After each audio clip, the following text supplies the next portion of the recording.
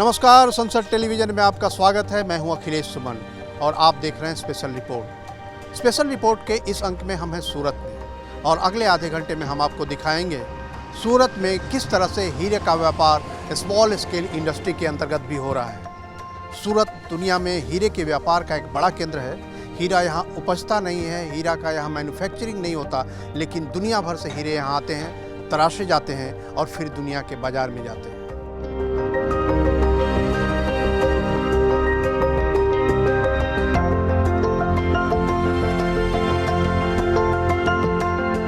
अभी हम जहां खड़े हैं वो है सूरत का डायमंड बोर्स। सूरत के बाहरी इलाके, लेकिन एयरपोर्ट के करीब ये अभी बन रहा है और कहा जाता है जब ये पूरी तरह बनकर तैयार हो जाएगा तो दुनिया का सबसे बड़ा हीरा बाजार बनेगा। ये जब पूरी तरह बनकर तैयार हो जाएगा तो छोटे से बड़े हीरा व्यापारी यहाँ कारोबार कर सकेंगे। देश और विदेश से हीरा के खरीदार और विक्रेता सीधे यहाँ पहुंचेंगे। भी ज़्यादातर अफ्रीका से और रशिया से रॉ मटेरियल आ रहे हैं। कनाडा से, ऑस्ट्रेलिया से भी रॉ मटेरियल आते हैं और ज़्यादातर पॉलिश होके फार ईस्ट, अमेरिका, यूरोप, इसमें सब पॉलिश होके डायमंड जाते हैं। और वैल्यू एडिशन के बाद ज़्यादातर दुबई, हांगकांग, सिंगापुर, ये सब ज्वेलरी के हब है। तो वहाँ ज्वेलरी रेडी होके पूरी दुनिया में ये डायमंड्स पहुँचते हैं और सब का केंद्र सूरत है, क्योंकि पॉलिश डायमंड यहाँ 14 में से 11 डायमंड सूरत में पॉलिश होता है। आए भी क्यों ना, दुनिया के कुल तराशे गए हीरे का 90% सूरत होकर गुजरता है। दुनिया के सबसे ज्यादा हीरे की तराशी का केंद्र सूरत ही है। सूरत की खासियत यह है कि यहाँ हीरे की तराशी के काम में बड़े से लेकर छोटे स्तर के व्यापारी लगे हुए हैं। करीब 15 लाख लोगों को हीरे के व्यापार से रोजगार मिलता है और इनमें गुजरात के अलावा देश के अन्य हिस्से के लोग भी काम कर पाते हैं। गुजरात और उसमें भी खास तौर पर सूरत हीरे के केंद्र में विकसित होने की रोचक कहानी है। अभी जो हीरे के व्यापार में हैं, वे कभी किसान थे। सौराष्ट्र, काठियावाड़ इलाके के। खेती में आमदनी कम थी और वे अच्छी आय की तलाश में सूरत आने लगे और हीरा उद्योग में मजदूर के रूप में काम करने लगे। 1960 से सब हीरे के जो काम करने वाले हैं वो खास करके सौराष्ट्र से, उत्तर गुजरात से यहाँ पे आए और बहुत छोटे पैमाने पर डायमंड का बिजनेस शुरू किया। सूरत में यहाँ के सूरती लोग मूल जो है, उन्होंने ये धंधा शुरू किया था। तो सौराष्ट्र में पूरे खेती करने वाले जो खेत मजदूर थे, यहाँ पानी नहीं होने की वजह से रोजी रोटी के लिए यहाँ सब आए थे। तो ये धंधा इस तरह उनके हाथ में आए। सब ज़्यादातर पाटीदार लोग सौराष्ट्र से है और जैन कम्युनिटीज़ उत्तर गुजरात से है। जो सबसे पहले जैन कम्युनिटीज़ यहाँ आए, उन्होंने विदेश से डायमंड यहाँ इंपोर्ट किया और हम लोग जो थे पाटीदार लोग, वो लेबर में ज़्यादा थे, हीरा घसने के लिए, पॉलिशिंग के लिए। तो धीरे धीरे वो हीरे घसने के बाद वो भी व्यापार करने लगे। इनसे मिलिए, ये हैं तुलसी भाई मेवानी। एक समय वे भी किसान थे और वे आज हीरा तराशने की एक फैक्ट्री चलाते हैं। जमीन खेती में क्या है, छोटा खेतीबाड़ी होती है, इसलिए ज़रूरत पड़ती है, इसलिए हम डायमंड में आ गए। हम पढ़ा लिखा नहीं है, इसलिए। तो डायमंड में कैसे आया? आपने कहीं काम करना शुरू किया? काम घिसना शुरू किया है। पहले घंटी पे काम किया है। उसके बाद खुद का किया कारखाना। ऐसे ही लोगों के हीरा उद्योग में प्रवेश के बाद सूरत का हीरा बाजार लघु एवं मध्यम उद्योग के रूप में विकसित हुआ। ये एक घरेलू व्यापार की शक्ल लेता गया और अब इसमें गुजरात के परिवार काम करते हैं, जो उच्च शिक्षा ग्रहण करके घर के हीरा उद्योग में शामिल हो जाते हैं। ये हैं नीरव मवानी, तुलसी भाई मवानी के पुत्र। लंदन से MBA करने के बाद इन्होंने कोई नौकरी नहीं की। ब्रिटेन में रहने की बजाय सूरत आना पसंद किया और अपने पिता के साथ हीरे के काम में लग गए। पहले मेरे पापा ने स्टार्ट किया, बाद में मैं आ गया बिजनेस में। अभी वो रनिंग ही बिजनेस था, तो उस रनिंग बिजनेस में मैं आ गया। पहले तो मैनुअल सब होता था, अभी पूरा टेक्नोलॉजी बेस्ड हो गया बिजनेस, तो इसके लिए बहुत फ़ायदा होता है। ये है इनका छोटा वर्कशॉप, जिसमें हीरे की परख के साथ डिजाइनिंग भी होती है। इसमें कंप्यूटर का भी इस्तेमाल होता है। ये घरेलू उद्योग है, लेकिन काफी चुनौतीपूर्ण। हीरे की कोई तय कीमत नहीं होती, ये खरीदने और बेचने वाले पर निर्भर करता है। कैश में खरीद बिक्री इनकी जीवनी शक्ति है। अब आपको कौतूहल होगा कि तुलसी भाई मेवानी के वर्कशॉप में हीरा कहां से आता है। परिवार के अन्य लोग भी तो हीरा का काम करते हैं और एक दूसरे के लिए पूरक उद्योग का भी काम करते हैं। उनकी फैक्ट्री से हीरा तराश कर तुलसी भाई के वर्कशॉप में आता है।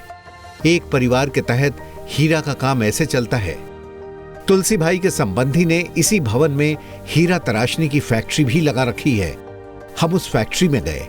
ये है हीरे का लघु उद्योग। ये हीरा बनाने की बहुत ही छोटी फैक्ट्री है। इसमें खास तौर पे काम करने वाले जो लोग हैं वो बहुत ही गरीब घरों के हैं और कह सकते हैं कि यहाँ काम करके वो महीने में 30,000 से लेकर 60,000 तक की कमाई करते हैं। 6 दिनों का काम होता है। 8 बजे सुबह से लेकर 8 बजे शाम तक ये काम करते हैं। हीरे की चमक जितनी दिखाई पड़ती है, उसके पीछे का श्रम उतना ही कठिन है। किस तरह के हीरे के कण को ये तराशते हैं, इसे देखकर आपको और हैरत होगी। ये देखिए, ये मोटे बालू से कुछ बड़े पत्थर के टुकड़े जैसे लग रहे हैं। इतने छोटे कण को हाथ से पकड़कर रगड़ना असंभव है। इसीलिए इन्हें पकड़ने के लिए खास तरह के क्लिप बनाए जाते हैं, जिससे पकड़कर हीरे के छोटे टुकड़ों को तराशा जाता है और उन्हें खास आकार दिया जाता है। अब इस मशीन को देखिए। 2 तारनुमा पतले छड़ के बीच में हीरे के अनगढ़ छोटे टुकड़े को फंसाया जाता है और वो इस चक्की पर घिसकर एक शुरुआती आकार लेता है। फिर इसकी जांच होती है और इस तरह कागज की पुड़िया में उन्हें रखा जाता है और आगे की तराशी के लिए दूसरे टेबल पर भेजा जाता है। अब यहाँ हीरा तराशा जाता है। इस लघु फैक्ट्री में एक टेबल पर 3 लोग बैठते हैं। तीनों के पास एक एक मशीन लगी है। इन मशीनों को आप हीरे का लेथ मशीन भी कह सकते हैं। इस पर हीरे की घिसाई होती है, वो भी बहुत बारीकी से। इस घूमते हुए प्लेट को सिर्फ छुआ भर जाता है, फिर छुआ जाता है और फिर छुआ जाता है। ये प्रक्रिया तब तक चलती है जब तक उस डिजाइन में हीरे का कण नहीं आ जाता जैसा चाहिए होता है। क्या काम करते हो इधर? मेरा यही हीरा घिसता हूँ।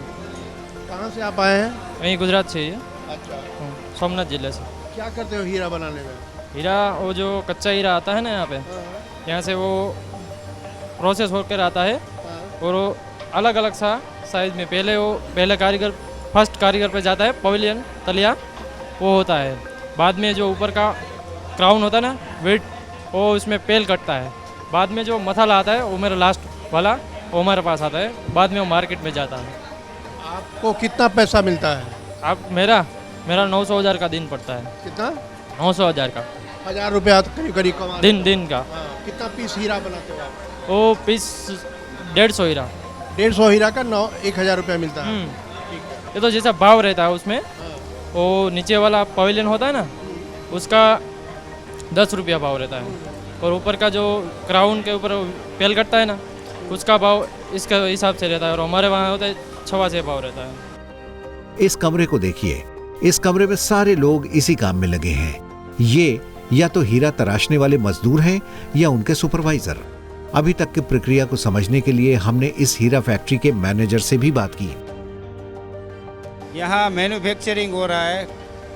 जो पहले कच्चा हीरा आता है उसका 4P करके हम लोग पॉलिश करते हैं। ये सब हमारे लेबर है। एक ही शिफ्ट चलता है, 8 से 8 का। 12:30 बजे लंच पड़ता है, 2 बजे चालू होता है, 8 बजे तक चलता है और संडे को छुट्टी रहती है। कितना बड़ा बड़ा हीरा आप पॉलिश करते हैं? बड़ा नहीं घिसते हैं, एकदम छोटा घिसते हैं।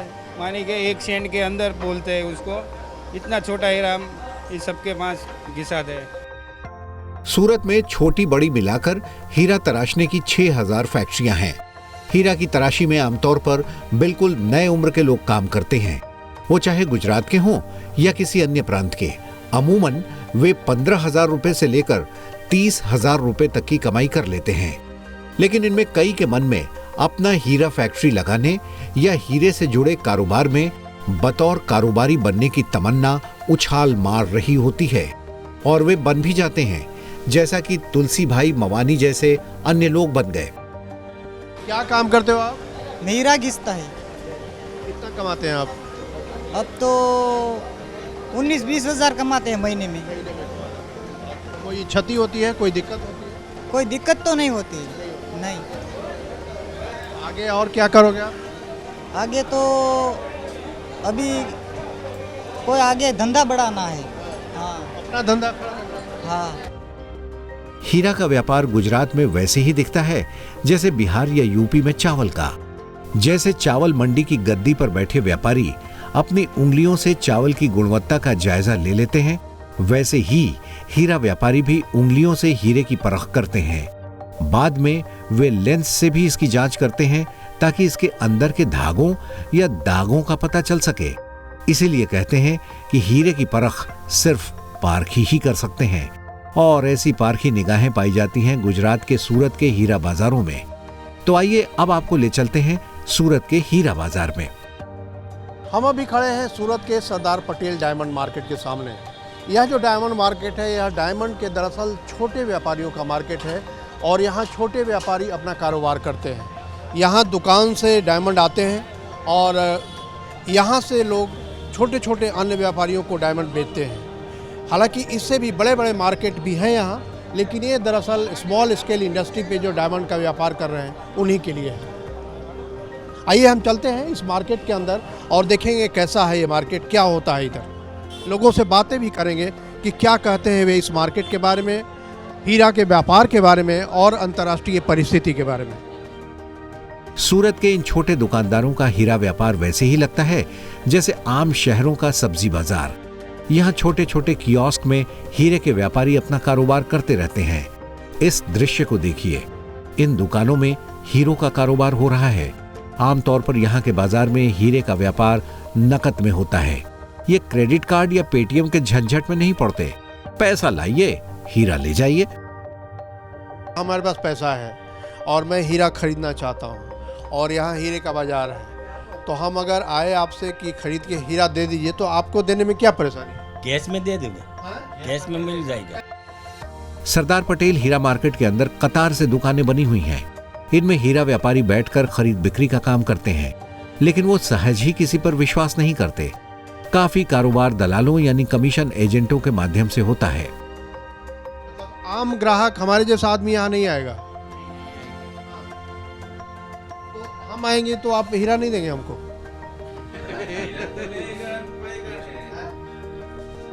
ये पेशन वाले कर लेते हैं। इसका मतलब पहचान वाले का। दलाल होना यहाँ कोई संकोच की बात नहीं है। हीरा बाजार के आसपास ये पूरी भीड़ जो आप देख रहे हैं वो इन्हीं दलालों की है। वे हीरा व्यापार के अभिन्न अंग हैं। ये खरीदने और बेचने वालों से कमीशन लेते हैं और इससे ही उनका जीवन यापन होता है। इसमें गुजरात के हजारों लोग लगे हैं। सूरत बिंदास लोगों की जगह है और हीरा व्यापार में लगे हुए देखिए कितने बिंदास तरीके से अपनी बातें बता रहे हैं। आपका क्या नाम है? विनू भाई। क्या करते हैं आप? डायमंड के दलाली। मतलब क्या करते हैं दलाली? हीरा बेचते हैं, व्यापार करते हैं। तो मतलब क्या, कहाँ से खरीदते हैं, कहाँ बेचते हैं? अब ऑफिस में बेचते हैं, कारखाने में लेते हैं, ऑफिस में बेचते हैं। तो आपको क्या मिलता है इसमें? टका मिलता है, 1 टका मिलता है दलाली। कमीशन मिलता है आपको? कमीशन मिलता है। ओके ओके, ठीक है। ये सारे लोग जो यहाँ खड़े हैं वो सारे दलाली में हैं, कमीशन वाले। कारखाने वाले हैं, कोई व्यापारी है, कोई बाहर वाले हैं, सब है। जब वे गुजरात के गांव से आते हैं तो पहले हीरे की फैक्ट्री में मजदूरी करते हैं, फिर वो हीरे की दलाली में लग जाते हैं और उसके बाद हीरे की खरीद बिक्री का कारोबार करने लगते हैं। हमने जिस किसी हीरा व्यापारी से बात की, सबकी यही दास्तान थी। तकरीबन सभी हीरा व्यापारी ने यह भी बताया कि अंतर्राष्ट्रीय राजनीति में उतार चढ़ाव का हीरा बाजार पर जबरदस्त असर होता है। इसलिए कि सूरत के हीरा व्यापारियों के पास जो हीरा आता है वो अधिकांश दूसरे देशों से आता है, जिनमें रूस, बेल्जियम और अफ्रीकी देश शामिल हैं। अगर उन हीरा निर्यातक देशों में कोई समस्या आती है तो इसका बुरा असर सूरत के हीरा व्यापारी महसूस करते हैं। अभी उनका कहना है कि रूस यूक्रेन युद्ध की वजह से हीरा व्यापार में मंदी है। पतले हीरे में 40% हीरा रूस से आता है। यहाँ तक कि चीन में हो रहे लॉकडाउन की वजह से भी मंदी बढ़ी है। यूक्रेन और रशिया का युद्ध चल रहा है तो रॉ मटेरियल का थोड़ा दिक्कत है। रशियन रॉ मटेरियल 40% स्मॉल जो फाइन डायमंड से पतले हीरे, उनमें 40% शेयर रशियन डायमंड का है, तो थोड़ा दिक्कत रहता है रॉ मटेरियल में। तो अभी अफ्रीका और कनाडा ऑस्ट्रेलिया से जो रॉ मटेरियल आता है वो पूरा इंडस्ट्री को मिलता है, तो इंडस्ट्री खड़ी है। और रशिया का रॉ मटेरियल आता है लेकिन स्लो गति से आता है। हीरा व्यापार से जुड़े सभी लोग बताते हैं कि भारत को अंतर्राष्ट्रीय राजनीति में संयम बनाकर चलने की जरूरत है। वे रूस के साथ अच्छे संबंधों की जरूरत को भी बखूबी समझते हैं। ज़्यादातर रफ वहाँ से ही, रशिया से ही आ रही है। इसके हिसाब से उसके साथ जो संबंध है वो ठीक रहेगा तो ही वो हमको माल देगा, वरना वो ही माल देने का बंद कर देगा। कुछ लोगों की आम शिकायत है कि हीरा व्यापार में लगे कारीगरों की पगार अच्छी नहीं है। वे आते तो हैं काम करने, लेकिन कम पगार की चुभन महसूस करते हैं। जो कारीगर है सबका पगार भी कम है और महंगाई ज़्यादा है, तो इसलिए सबको दिक्कत पड़ती है। कारीगर नहीं आ रहे हैं? आ तो रहे, अपन क्या करें, पगार नहीं मिलता है तो कैसे आएगा। यह है खुले में बिकने वाले हीरे का सब्जी बाजार। कोई हॉल नहीं, सिर्फ छत। देखिए, और यहां भी हो रहा है हीरों का ही व्यापार। और ये देखिए, ये महानुभाव तो सड़क पर ही हीरा लेकर बैठ गए हैं। ये जमीन पर चादर बिछाकर हीरा बेच रहे हैं। हीरा बेचू जो है बैठे बैठे। हाँ, यहाँ बेच हीरा है। हाँ, टेबल से अंदर है, खुला नहीं है, बाजार खुला नहीं है। हाँ, इसलिए इधर बैठते हैं। सभी लोग लेते हैं इधर। हाँ, बिजनेस ठीक ठाक चल रहा है इधर, तो हीरे का धंधा बहुत अच्छा चल रहा है इधर। तो इस तरह की जिजीविशा है सूरत के हीरा व्यापारियों की। तराशने, बेचने और खरीदने, तीनों तरह के लोगों को मिला दें तो सूरत में हीरे का कुल कारोबार करीब 24 अरब अमेरिकी डॉलर का है। भारत के 5 ट्रिलियन डॉलर की अर्थव्यवस्था के लक्ष्य को पूरा करने में सूरत का हीरा उद्योग काफी अहम योगदान देगा। 5 ट्रिलियन इकोनॉमी का जो गोल है प्रधानमंत्री नरेंद्र भाई का, उसमें ये वैल्यू एडिशन ज्वेलरी और डायमंड का बहुत अहम रोल रहेगा। और आने वाले दिनों में सूरत में वैल्यू एडिशन करके बहुत सी ज्वेलरी प्रोडक्शन होगी और ये शेयर जो 8 से 9% है वो 50% तक जाए तो बहुत सा स्कोप है इंडस्ट्री के लिए भी और लेबर के भी लिए भी। इस उद्योग की वजह से भारत को अच्छी खासी मात्रा में विदेशी मुद्रा मिलती है। यहाँ तराशे और विकसित किए गए हीरे का 90% निर्यात हो जाता है और 10% की घरेलू खपत होती है। जैसे जैसे देश की अर्थव्यवस्था विकसित हो रही है, वैसे वैसे घरेलू खपत भी बढ़ रही है। अभी तक हीरे का अंतर्राष्ट्रीय बाजार मुंबई में स्थित है। सूरत के लोगों की लगातार मांग रही है कि सूरत में भी एक अंतर्राष्ट्रीय हीरा व्यापार केंद्र बनाना चाहिए। इसी मांग को ध्यान में रखते हुए सूरत में हीरे का बोर्स खोला जा रहा है। तो इस रिपोर्ट के अंत में एक बार फिर हम आपको लाए हैं डायमंड ड्रीम सिटी। यह ड्रीम सिटी एयरपोर्ट के पास है और आशा ये की जाती है कि जब भी ये पूरी सिटी बन के तैयार होगी, जो सूरत के अंदर जो छोटे या बड़े व्यापारी हैं उनका भी एक केंद्र यहाँ स्थापित होगा और यहाँ से डायमंड के अंतर्राष्ट्रीय व्यापार में भी सहूलियत होगी। और आशा ये की जाती है कि जो भी अव्यवस्थित डायमंड का व्यापार है उन्हें और ज़्यादा सुव्यवस्थित करने में इस ड्रीम सिटी की और इस लघु उद्योग को और ज़्यादा व्यवस्थित करने में मदद करेगी। संसद टेलीविज़न के लिए कैमरा पर्सन राज ठाकुर और असिस्टेंट संदीप सिंह के साथ सूरत से मैं अखिलेश सुमन।